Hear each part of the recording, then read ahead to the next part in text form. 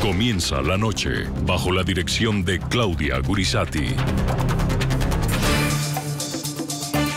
La noche, bajo la dirección de Claudia Gurisati, enciende las luces para que usted vea el punto clave de la noticia. Soy Jason Calderón, bienvenidos. La noticia, la indignación y las reacciones que ha generado al interior de Venezuela y fuera de ella la decisión del régimen chavista de encarcelar al líder opositor Antonio Ledezma, quien actualmente es el alcalde metropolitano de la ciudad de Caracas. El punto clave de la noticia. Agoniza la democracia en Venezuela ante la mirada cómplice de los mandatarios de la región. La represión contra los principales líderes de la disidencia arrecia y la justicia del país bolivariano hace más evidente que nunca su falta de independencia. Roberta Jacobson, secretaria de Estado adjunta para Asuntos del Hemisferio Occidental. Estamos profundamente preocupados por lo que parece ser escalada de intimidación de oposición de parte del gobierno de Venezuela. Las arbitrariedades del régimen de Maduro están a las órdenes del día. No hay instituciones democráticas capaces de frenar estos abusos sobre la base de fantasías, de ficción, como son los supuestos esfuerzos o intentos de magnicidio, de golpe de Estado. El punto clave de la noticia, Nicolás Maduro señala y la Fiscalía captura. Esa parece ser la lógica perversa con la que el régimen chavista busca amedrentar y acallar cualquier voz que se atreva a exigir su salida del poder. El Ministerio Público de Venezuela imputará al líder opositor Antonio Ledezma por estar, según Maduro, involucrado en una conspiración o intento de golpe de Estado en su contra. El otro que firma este documento, que activa el golpe, que tiene un cargo de elección popular reconocido por nosotros, como debe ser, y que pretende utilizar la doble banda de los cargos públicos legales para buscar la violencia, el atentado golpista, la desestabilización. Lo llaman el vampiro, pero no lo llamo yo, lo llaman varias generaciones de venezolanos. El señor Ledezma, Antonio Ledezma, que el día de hoy, por orden de la Fiscalía, fue capturado y va a ser procesado por la justicia venezolana. El punto clave de la noticia. Mientras tanto, la incertidumbre de las familias de los presos políticos crece. Muchos temen que la próxima en la lista sea la diputada de oposición María Corina Machado, quien junto a Ledezma y a Leopoldo López, ambos ahora presos, ha venido exigiendo de manera pública, pacífica y sin ningún temor la renuncia del mandatario Nicolás Maduro. Más del 80, el 85% del país le dice: Maduro, renuncia, renuncia.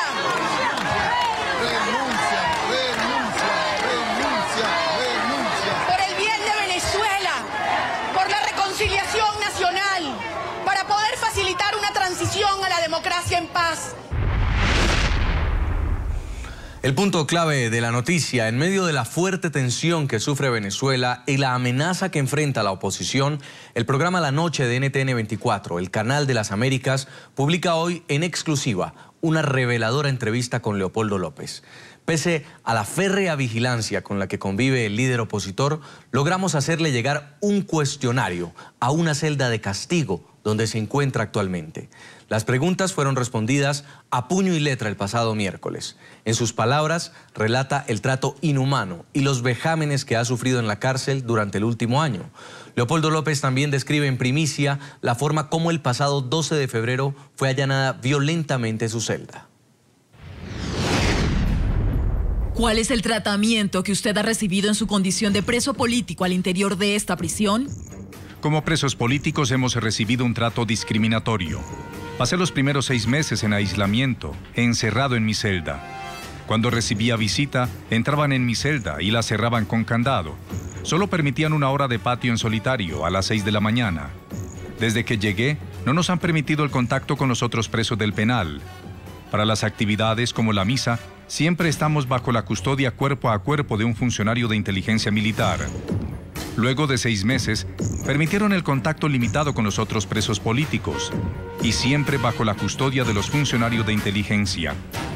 En el piso donde estoy colocaron 3 cámaras para mantener la supervisión permanente de nuestras actividades.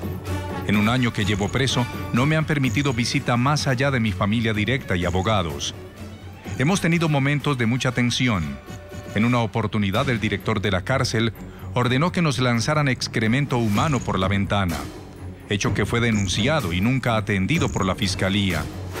Hemos sido víctima de requisas violentas por parte de funcionarios de inteligencia militar que se han presentado sin presencia de fiscalía, encapuchados, armados y con actitud hostil. Como ser humano, no como líder de oposición, ¿cómo se encuentra físicamente y mentalmente luego de un año en prisión?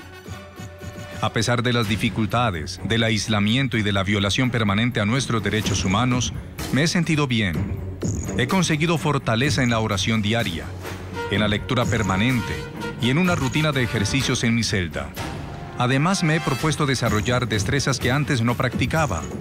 Me he dedicado al dibujo y estoy aprendiendo a tocar el cuatro, que para mí ha sido un reto. Gracias a Dios, he hecho de cada día una oportunidad para crecer y para cumplir con una rutina que me ha permitido desarrollar el autocontrol y la disciplina.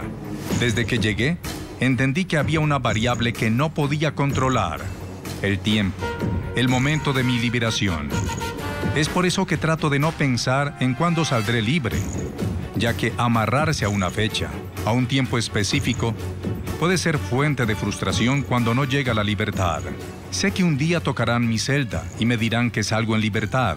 Mientras llegue ese día, voy a aprovechar cada día, cada hora, en crecer como persona, en formarme intelectual y espiritualmente, en tener más claro cada paso que debemos dar para la recuperación de Venezuela. Esa idea, la de una mejor Venezuela, me motiva y es fuente permanente de inspiración. Quisiera que nos narrara con detalles qué fue lo que sucedió el pasado 12 y 13 de febrero, día en el cual, según su esposa, fue violentada su celda. El 12F, a las 5 a.m., se presentó una comisión de inteligencia militar, encapuchados, vestidos de negro y armados, con la intención de requisar nuestra celda. Estoy seguro que fue una orden en respuesta a las reuniones de mi esposa Lilian con Amnistía Internacional, con el secretario general de la OEA, Insulza, y con el vicepresidente de Estados Unidos, Biden. Me resistí a que entraran hasta que llamaron a mi abogado, como es mi derecho. Daniel Ceballos también se resistió a la requisa.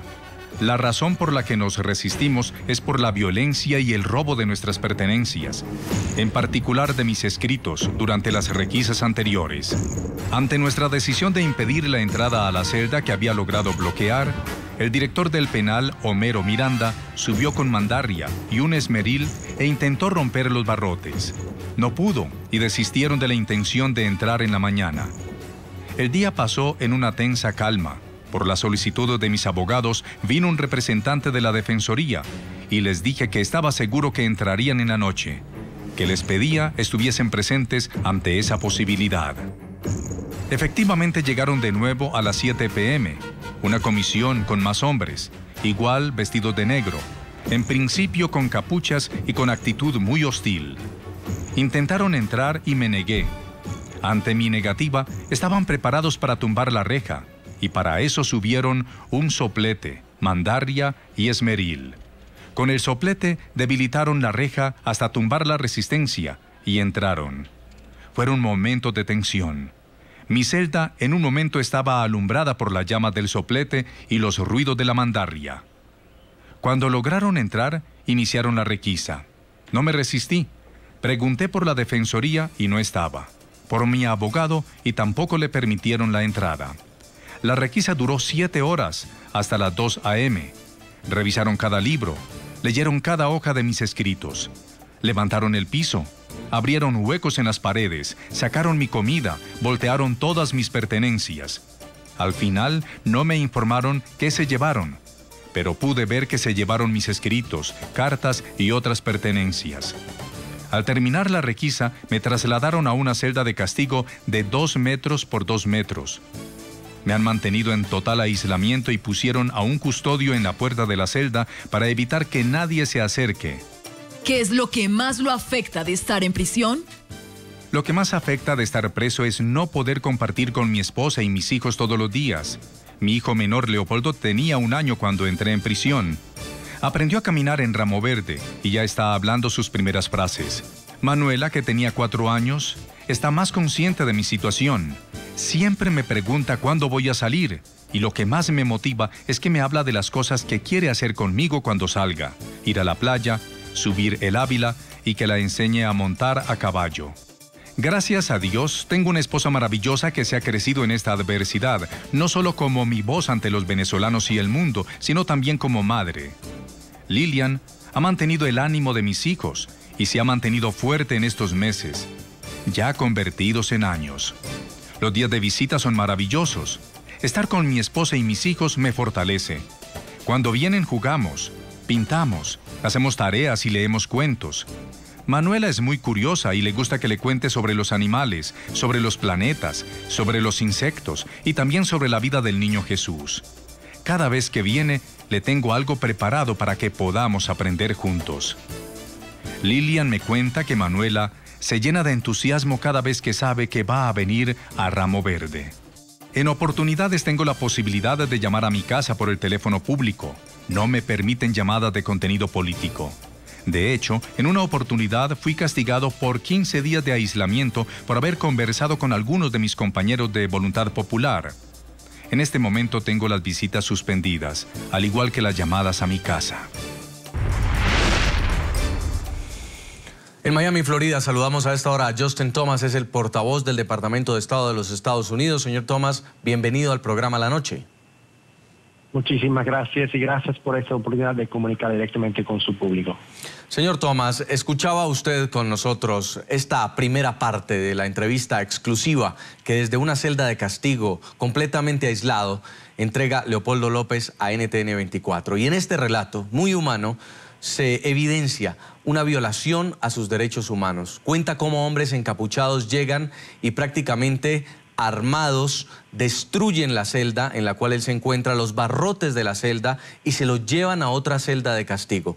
¿Qué le puede contestar usted como portavoz de los Estados Unidos ante la impotencia que puede sentir un hombre como Leopoldo López en la cárcel por ver que nadie cuestiona lo que está pasando en la cárcel de Ramo Verde con él en Caracas?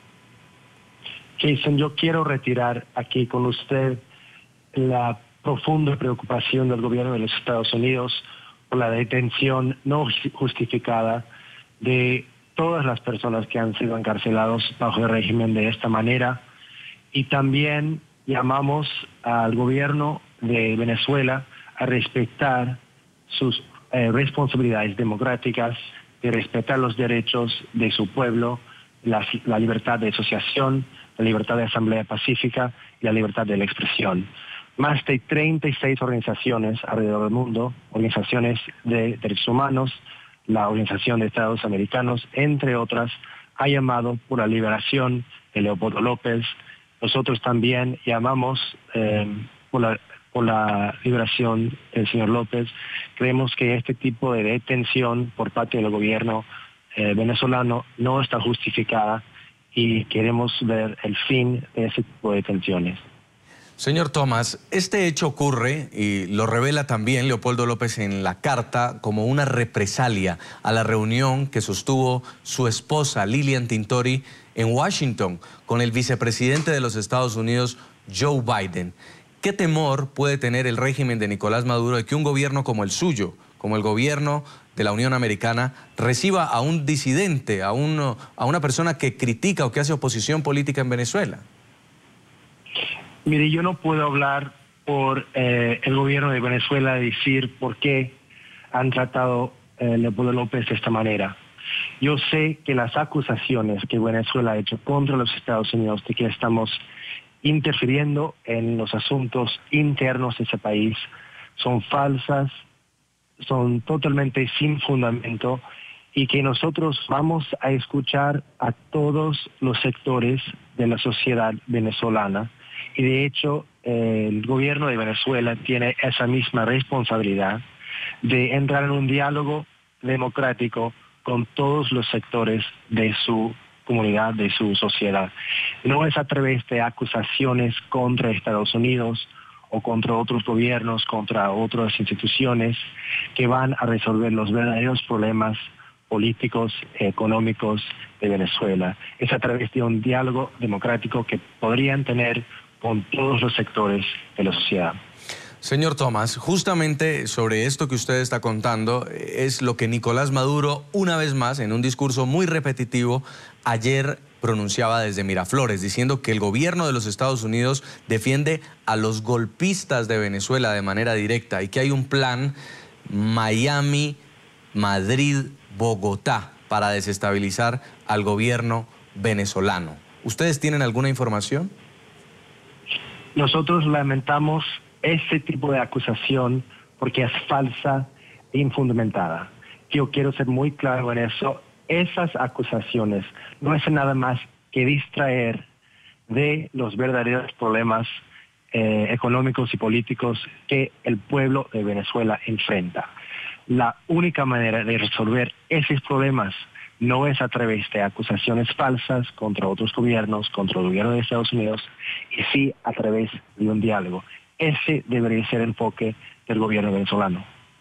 En medio del silencio, señor Thomas, que hay en la región, de los presidentes de UNASUR, que aún no se pronuncian de forma firme frente a las violaciones de los derechos humanos, hasta ahora Estados Unidos ha sido el único que ha condenado y que por lo menos ha emprendido sanciones contra funcionarios chavistas violadores de los derechos humanos. Veíamos cómo la señora Roberta Jacobson, la subsecretaria de Estado para Asuntos del Hemisferio Occidental, manifestaba en su cuenta de Twitter la preocupación por este hecho y también incluso cómo el expresidente Bill Clinton pedía la libertad de los presos políticos en Venezuela. ¿Veremos también al presidente Barack Obama en una pronunciación firme sobre este tema? Mire, primero las sanciones contra algunos miembros del régimen en Venezuela. Obviamente esas sanciones están enfocadas en personas que han violado los derechos humanos del pueblo de Venezuela, porque tomamos muy en serio los derechos humanos y queremos enfatizar una vez más que no vamos a tolerar la violación de esos derechos humanos. Es por eso que tomamos esa decisión de colocar esas sanciones contra algunos miembros del gobierno. Ahora, los demás gobiernos de las Américas, pues llamamos a no solamente los gobiernos de este hemisferio, sino también de todo el mundo, también otras organizaciones, otros líderes en otras áreas, también de llamar al gobierno de Venezuela de respetar los derechos fundamentales de su pueblo. Es muy importante que escuchemos las voces de otros países, de otras organizaciones en este debate, en esta discusión. Estados Unidos no está solo en apoyar los derechos humanos del pueblo venezolano. Hay otros grupos que también se han pronunciado a favor de eso, pero Venezuela tiene obligaciones como miembro de la Organización de Estados Americanos, bajo la Declaración de los Derechos del Hombre, bajo la Carta Interamericana, de respetar los derechos fundamentales, los derechos de expresión, asociación y asamblea pacífica de su pueblo. Y queremos que los demás gobiernos también llamen a Venezuela a respetar esos derechos. Pero debería pronunciarse el presidente Obama, señor Thomas. ¿Viene un discurso del presidente Obama para hablar sobre la situación de Venezuela? Toda la administración del presidente Obama ha sido muy clara. Nosotros trabajamos por el presidente y en varias ocasiones hemos llamado públicamente y privadamente al gobierno de Venezuela a respetar los derechos de su pueblo. No es una cuestión de qué el presidente ha dicho o qué el presidente Obama no ha dicho. La política y la posición de la administración del presidente Obama está muy definida, muy clara, y es eso, de promover un diálogo democrático en Venezuela y de dejar de distraer de los verdaderos problemas del país con acusaciones falsas contra gobiernos como el nuestro, o con la detención no justificada de miembros de la oposición política. Es el llamado que hace a esta hora Justin Thomas, portavoz del Departamento de Estado de los Estados Unidos en NTN 24. Muchísimas gracias, señor Thomas, por este tiempo, por habernos acompañado aquí en el programa La Noche. Gracias, Jason. Buenas noches. Muy amable.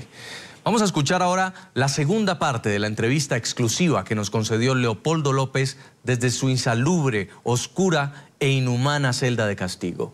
Pese a los castigos que ha sufrido en las últimas semanas, el reconocido disidente mantiene su voluntad firme, inquebrantable. Asegura que ha valido la pena sacrificar su libertad por Venezuela y señaló que las protestas del 12F no cumplieron su objetivo y fueron desactivadas por culpa del diálogo ficticio que aceptó un sector de la oposición con el régimen de Nicolás Maduro. Un año después, ¿cree usted que valió la pena entregarse a una justicia que ustedes no consideran independiente? Sí ha valido la pena a pesar del dolor de mi familia y mi gente cercana. Ha valido la pena por distintas razones. La primera es por haber dado la cara y asumir plena responsabilidad de mis acciones. Yo creo que para liderar hay que asumir responsabilidades, especialmente en momentos difíciles. Por otra parte, el juicio que montaron en mi contra es un juicio claramente político y que pone en evidencia el desmoronamiento moral y ético del sistema de justicia venezolano. Mi juicio es una demostración. Es uno de muchos casos que muestra la urgente necesidad de un cambio profundo en la conducción de las instituciones del Estado venezolano. La persecución y el juicio en mi contra y en contra de otros presos políticos también ha servido para que instituciones, gobiernos y la opinión pública internacional entienda que en Venezuela no tenemos democracia, que hoy en Venezuela tenemos una dictadura del siglo XXI, con la sofisticación de estos tiempos, pero con la mano dura de cualquier dictadura. ¿Duerme usted tranquilo o teme por su vida en prisión? Sí duermo tranquilo, aunque los sonidos de las rejas y los candados en las madrugadas siempre traen la idea de una requisa violenta. Las noches son silenciosas y el sonido agudo y con un profundo eco de las rejas abriendo y cerrando es una alarma que despierta hasta el sueño más profundo. Hace unos meses, durante otra requisa, entraron sigilosamente sin hacer ningún ruido. Y cuando desperté, tenía al lado de mi cama a 2 hombres uniformados de negro y en absoluto silencio. A partir de ese día, siempre me acuesto pensando que esa amarga experiencia se pueda volver a repetir. Un año completó el 12F. ¿Qué representó este movimiento en la lucha por la democracia que libra Venezuela? ¿Cuál es el balance que usted hace del significado que tuvieron estas protestas? Las protestas que se iniciaron a partir del 12F fueron en su inmensa mayoría pacíficas. Los episodios de violencia fueron como reacción a la brutal represión de los cuerpos policiales y de los colectivos armados. Aprovecho esta oportunidad para mandarles un fuerte abrazo a todos los que salieron a protestar, especialmente a los jóvenes. Son una inspiración para seguir adelante en nuestra lucha. Contrario a lo que dice el gobierno y algunas voces de la oposición, en mi opinión, lo de las protestas del 2014 sirvieron para quitarle la máscara democrática al gobierno de Maduro. Estoy seguro que cuando finalmente logremos alcanzar el cambio en Venezuela, este episodio del 2014 quedará registrado como un momento de despertar de un pueblo que salió a las calles a enfrentar la brutalidad y la represión de una dictadura que tenía que ser sustituida por un gobierno y un Estado verdaderamente democrático. Muchos venezolanos lograron unirse para protestar hace un año, pero muchos critican que no hubo un plan de acción para capitalizar esta movilización, para que fuera más efectiva en términos políticos, para que se mantuviera en el tiempo. ¿Cuál es su opinión? El plan de acción estaba claro. Las protestas eran una condición para activar los mecanismos constitucionales que permitirían una salida a la crisis sustituyendo a la élite corrupta que tomó por asalto las instituciones del Estado venezolano. Esto no pudo materializarse por 2 razones. La primera, por la brutal represión policial y judicial. Y la segunda, por el espejismo de un diálogo ficticio que solo buscaba desmovilizar la calle y aplacar la vocación de cambio urgente. Y saludamos a esta hora en San Francisco, California, a Adriana López. Ella es la hermana del líder opositor Leopoldo López. Señora López, bienvenida al programa La Noche de NTN 24. Hola, ¿qué tal? Y gracias por tenerme. En esta carta que estamos presentando hoy, que su hermano ha escrito desde una celda de castigo, donde en este momento permanece recluido, él todavía habla de fortaleza y dice que su lucha, que este tiempo en prisión ha valido la pena. Entre las cosas que manifiesta que más le duelen es no poder estar junto a su familia, no poder compartir con sus hijos, no poder compartir con su esposa, con usted, con sus padres. ¿Cómo siente usted en este momento a Leopoldo López? Afortunadamente lo logré ver la semana pasada hace el domingo antepasado, 3 días antes de que me hicieron la requisa, y lo vi como la persona que conozco, sus ojos brillosos, su sonrisa carismática y optimista, y hablamos mucho, y entre las cosas que me dijo, mira, yo me he preparado para este momento y no tengo una fecha en el calendario, no estoy esperando al momento de la liberación día a día, sé que va a venir ese momento, pero entre tanto me enfoco en fortalecerme intelectualmente, espiritualmente y en entender las circunstancias del país y crear planes para hacer cambios económicos, sociales en el momento que toque. Lo encontré como la persona que conozco, con una convicción sumamente profunda y optimista. Muchas las restricciones, señora López, que existen para acceder a su hermano. Incluso nos enteramos de que a usted casi no la dejan entrar a la celda a verlo a él, cuando uno de los sueños de Leopoldo era justamente poder compartir con usted. ¿Cómo fue este momento? Sí, fue bien interesante. A mí me negaron la entrada varias veces. La razón era que no tenía la documentación apropiada. Yo tenía mi pasaporte de la República Bolivariana de Venezuela y insistían que eso no era una documentación apropiada. Yo no vivo en Venezuela desde hace 20 años, no tengo una cédula de identidad, pero tengo mi pasaporte. Y bueno, en fin, eso fue como una especie de excusa que me demostró que las decisiones son totalmente arbitrarias. El pasaporte y la cédula en la Constitución dicen que tienen el mismo peso legal. Me negaron la entrada varias veces y lo logré ver finalmente al final del día domingo, que fue de verdad súper importante tanto para él como para mí. ¿Y dónde lo vio usted, señora López? ¿En qué condiciones estaba? Lo vi en su celda, en la celda en la cual él ha estado un año, hasta hace pocos días que lo cambiaron. En esa celda se siente que le ha creado una especie de hogar. Hay fotografías de los familiares, sobre todo de su esposa Lilian y de sus hijos Leopoldo y Manuela, muchísimos libros y muchísimos dibujos y pinturas que él ha venido haciendo a lo largo de este año. Tenía unos pajaritos que lo acompañan, pero de resto, bueno, es una celda, no hay mucho más que eso, un baño y una ventana con barrotes. Y todo eso fue lo que le destruyeron, según nos cuenta él en esta carta, el día que entran a hacer una requisa a hombres encapuchados, a la que una vez, dice, él se resiste a que no entren a la celda sin la presencia de alguien de la Defensoría del Pueblo, pues estos hombres llegan con una mandarria y con un esmeril, intentando romper los barrotes. ¿Él le contó sobre esto? Se lo contó a mi mamá. Ella logró hablar con Leopoldo en la audiencia que se dio esta semana. Tuvieron 4 horas y él le contó que creo que fueron 7 hombres y pasaron 7 horas revisando absolutamente cada papel.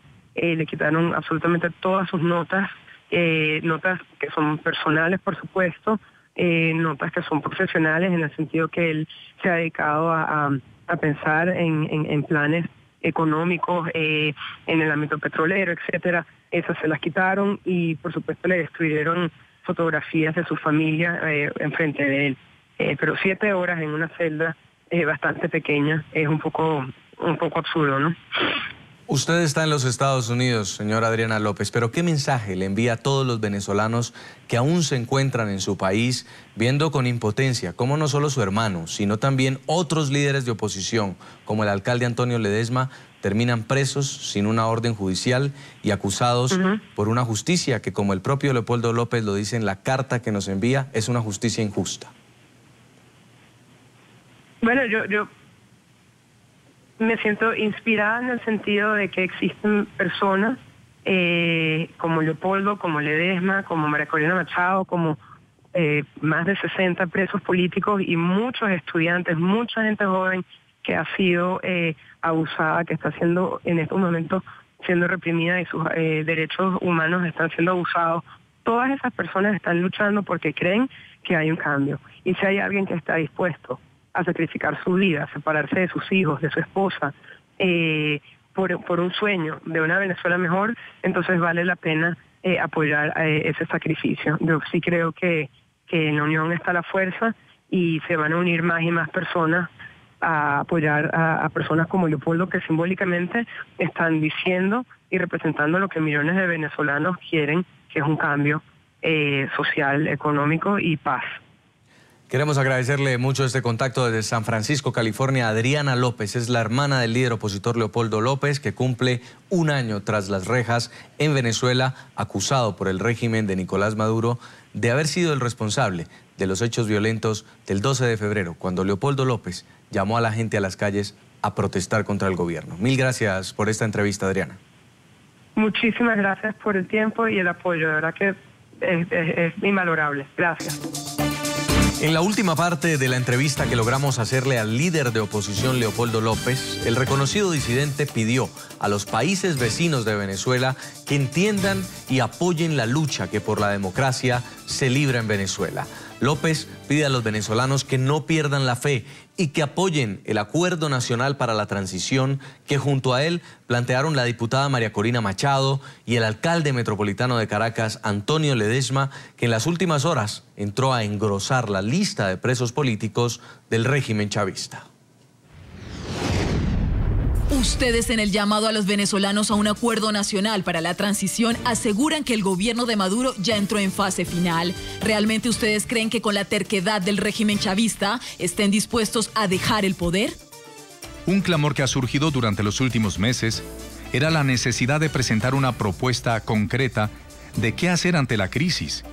Viendo esta necesidad, quienes promovimos la salida, María Corina Machado, Antonio Ledesma y yo, presentamos una propuesta concreta de los pasos a seguir para salir de la crisis.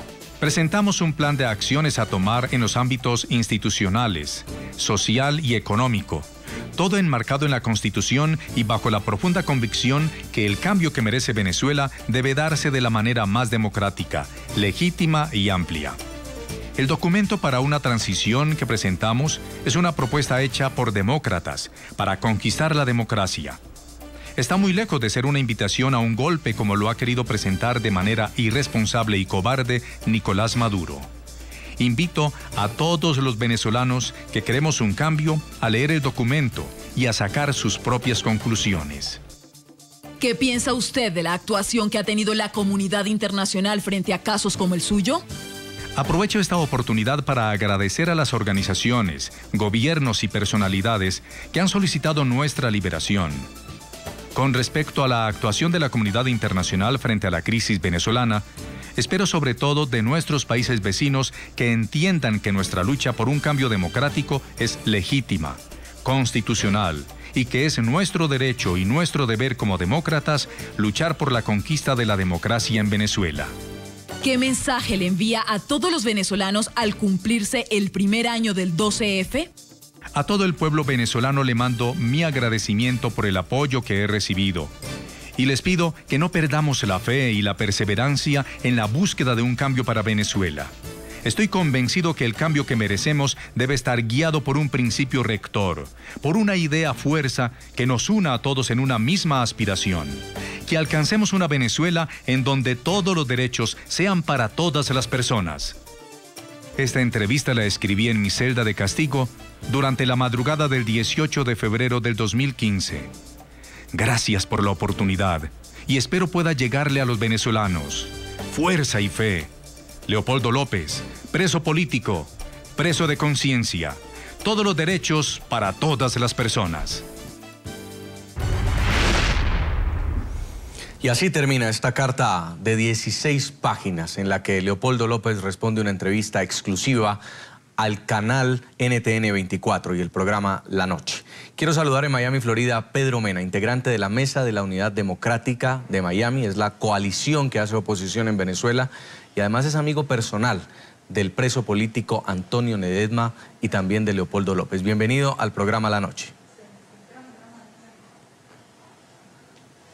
Muchas gracias. Verdad que escuchando la narración de la carta de Leopoldo los venezolanos sufrimos unos sentimientos encontrados, rabia, indignación, ganas de llorar, pero en el fondo lo que tenemos es una fortaleza espiritual, porque cuando Leopoldo le pide a los venezolanos fe, esperanza, confianza y valentía en la lucha, es una demostración que él está llevando ese sacrificio con la fe y la esperanza de que tarde o temprano a Venezuela va a regresar la democracia.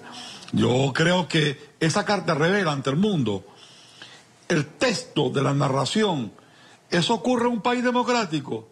Esa narración de violación de los derechos humanos, de sus derechos fundamentales, ocurre en un país democrático.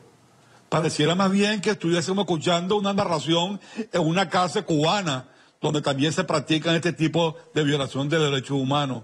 No, eso demuestra una vez más ante la comunidad internacional que en Venezuela no hay democracia, hay una dictadura militar. Tenemos 14 años de dictadura militar que corroe las instituciones democráticas, que ha puesto al servicio del presidente títere de los Castro comunistas de Cuba el gobierno venezolano para violar los derechos fundamentales, la libertad de expresión. Y al señor Maduro le digo, el único vampiro que hay en Venezuela es usted y sus seguidores, que han destrozado al país, que sobre la sangre de los muchachos en las calles masacrados por las Fuerzas Armadas y las Fuerzas Policiales y los llamados colectivos, esa sangre, tarde o temprano, ustedes tendrán que pagarlo en los tribunales, porque esa juventud ha dado todo por la fe de defender su futuro y sus derechos fundamentales. Así que mucho más respeto, señor Maduro. Ustedes son un narcogobierno, un gobierno que irrespeta los acuerdos políticos, un gobierno que irrespeta los derechos humanos. También nos acompaña desde Cuernavaca, México, a esta hora Enrique Krause, historiador, ensayista y editor mexicano. Es director de la editorial Clio y de la revista cultural Letras Libres y también autor del libro El Poder y el Delirio. Señor Krause, es un gusto volverlo a tener con nosotros aquí en el programa La Noche. Bienvenido. Gracias, Jason.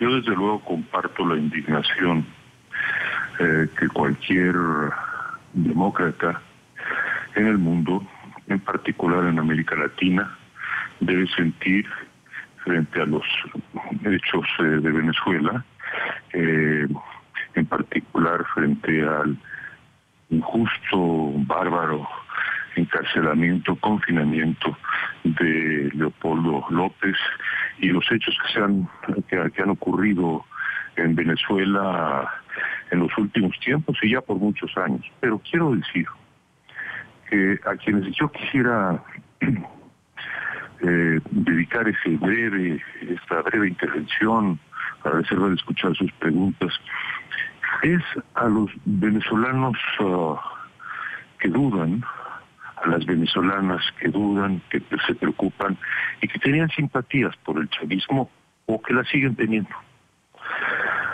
Yo creo que es enteramente compartible la vocación social de un gobierno de ayudar a las clases más necesitadas y pobres, que sin vocación social ningún gobierno de América Latina puede sentirse fuerte, justificado, legítimo, consolidado.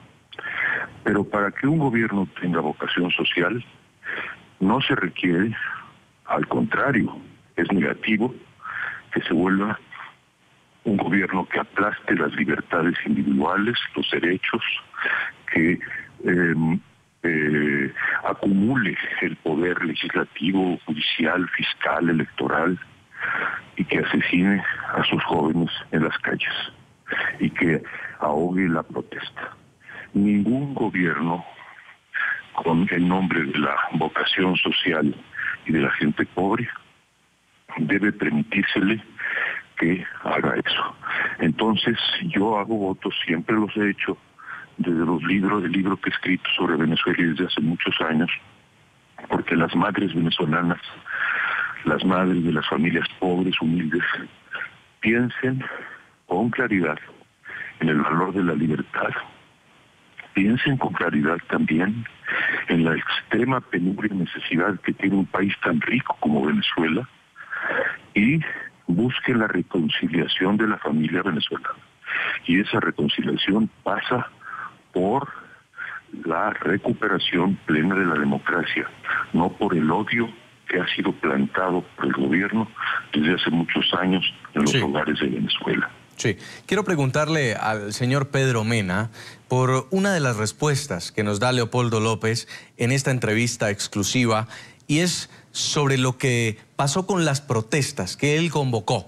Y dice que el plan de acción estaba claro, que estas protestas eran una condición para activar mecanismos constitucionales que permitirían una salida a la crisis, sustituyendo a la élite corrupta que tomó por asalto a las instituciones del Estado venezolano. Pero dice Leopoldo que esto no pudo materializarse por dos razones. La primera, por la brutal represión policial y judicial. Y la segunda, por un espejismo, dice él, de un diálogo ficticio que solo buscaba desmovilizar la calle y aplacar la vocación de cambio urgente. Los diputados, los líderes de la oposición, que ese día decidieron sentarse en el Palacio de Miraflores con el señor Nicolás Maduro, sepultaron la causa por la que Leopoldo López convocó las manifestaciones.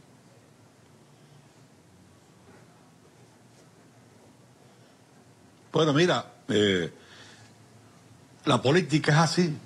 Yo pienso, cuando nosotros vamos a un país a buscar apoyo para la democracia venezolana, para las luchas sociales, para la defensa de los derechos humanos, todos los gobiernos nos dicen, dialoguen, dialoguen, dialoguen.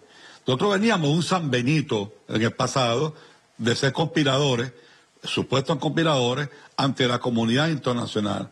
No ha costado más de 10 años tumbar esa prestación falsa, porque hemos demostrado en la calle que somos demócratas, que queremos vivir en libertad, que queremos vivir en democracia. El que no quiere vivir en democracia y libertad es el gobierno de Maduro y el de Chávez, que ha logrado imponer una dictadura militar. Ahora bien, en la guerra de Vietnam había una comisión que discutía la paz en París, donde estaba Henry Kissinger, en representación del gobierno norteamericano.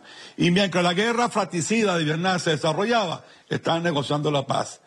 ¿Por qué en un momento determinado, cuando interviene el Papa, intervienen países amigos, para que se produzca un diálogo que se dio y demostramos al mundo nuestra capacidad y talento de que ese gobierno es un gobierno que no entiende ningún tipo de concepto democrático?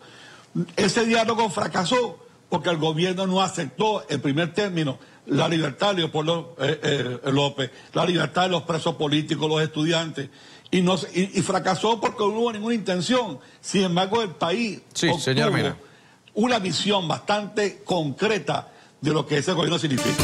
Seguimos en la noche y estamos conversando en Cuernavaca, México, con Enrique Krause, historiador, ensayista y editor mexicano. Señor Krause, los tres líderes de interlocución nacional que quizá quedan en Venezuela firman un acuerdo para la transición política, un acuerdo constitucional, donde lo que piden es restablecer el abastecimiento normal de alimentos, restablecer las instituciones democráticas y los derechos humanos. Uno está preso y es Leopoldo López. El segundo, detenido en una sede de inteligencia y a punto de ser presentado ante la justicia también por cargos de golpismo. Y María Corina Machado, la única que queda en libertad, le dice hoy a Maduro, renuncie, señor Maduro, renuncie. ¿Cuál es el objetivo del chavismo cuando en Venezuela sus únicos críticos estarían prácticamente todos a punto de estar tras las rejas?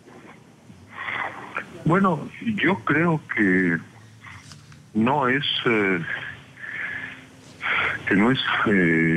excesivo decir que recordar que cuando Hugo Chávez hace 16 años dijo que Cuba y Venezuela en el fondo eran un mismo país o iban a ser un mismo país, esto se está desdichadamente cumpliendo, y que la similitud y la convergencia entre el liderazgo cubano y el venezolano es cada día más marcada para hacer de ambos países uno solo en cierto sentido. Entonces, lo que a mí me desconcierta de esto y me preocupa muchísimo, advierta usted, es que todo esto pasa al mismo tiempo que Estados Unidos ha decidido modificar, después de 50 y tantos años, su actitud histórica y sus relaciones con Cuba. Y como los hechos de Venezuela nunca, desde hace mucho tiempo, hechos públicos y privados no pueden separarse de la línea política cubana, entonces uno se debe preguntar forzosamente a qué obedece este endurecimiento adicional de Venezuela cuando Estados Unidos, con el presidente Obama, le presenta a Cuba y a la región entera una posibilidad sin precedente de reconciliación democrática. A mí me parece esto muy preocupante y muy claro. No puedo pensar que en Cuba esto no se conozca. Y por otro lado, sí quiero decir y subrayar que me parece vergonzosa la actitud de avestruz que en este y otros casos ha tenido la OEA,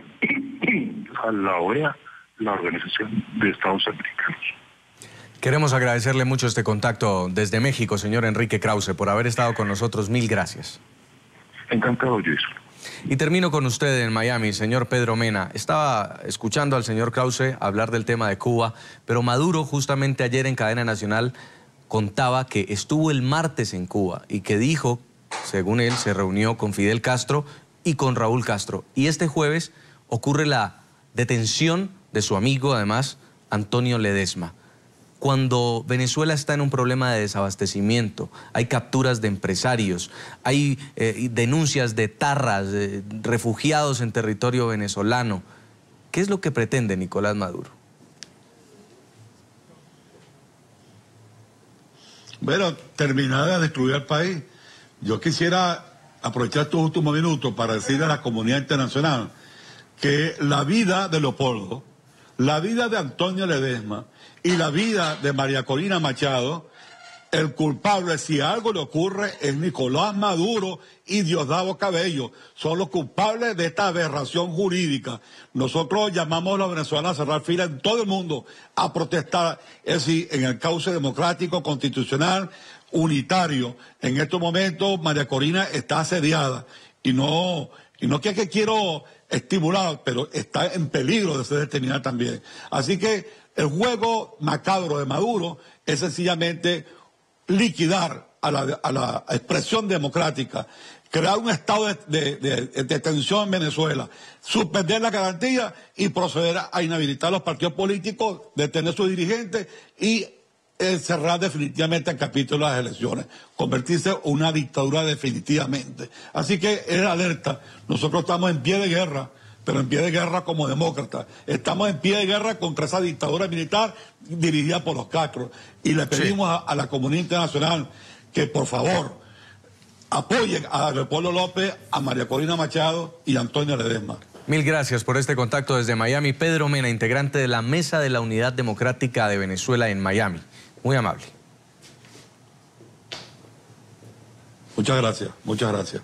A todos nuestros televidentes los invito a que nos sigan enviando sus comentarios a www.ntn24.com y en nuestras cuentas de Twitter, @NTN24, @Segurizati NTN24, @Jason Calderón y @La Noche NTN24. La Noche seguirá encendiendo las luces para que usted vea el punto clave de la noticia.